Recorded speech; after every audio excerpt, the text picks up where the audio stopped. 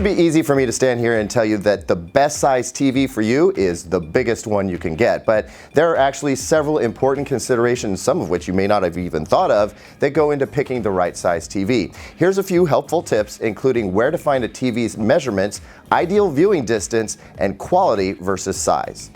The first question you need to ask yourself is, will it fit? Many of us have limited space for a TV due to the size of an entertainment center or space on a wall.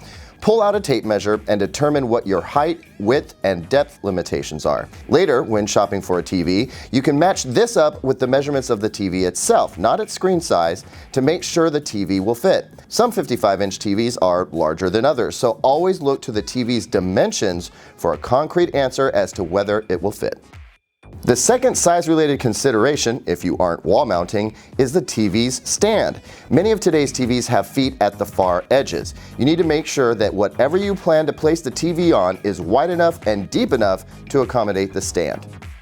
Next, think about where people will be watching from.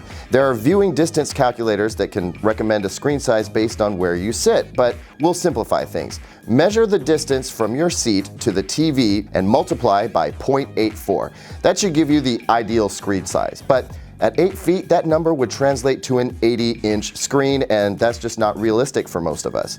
That being the case, we usually recommend most living rooms are going to do best with at least a 50-inch TV, and from there, you can really go as big as you like, so long as you don't sit just like 4 feet away from your TV. 4K resolution has made it possible for us to sit closer to our TVs without seeing the pixels, so there really aren't very many limitations. There is one reason not to just shoot for the biggest TV you can get, though, and that has to do with picture quality. If you're trying to maximize screen size purely based on budget, you'll find that you can probably get a TV as big as your wallet will allow, but you'll have to sacrifice some on picture quality this way. We find it's best to balance size with picture quality for long-term happiness.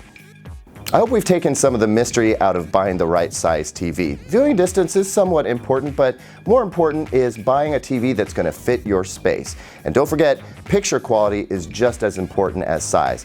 Buying a TV should be fun, so happy watching.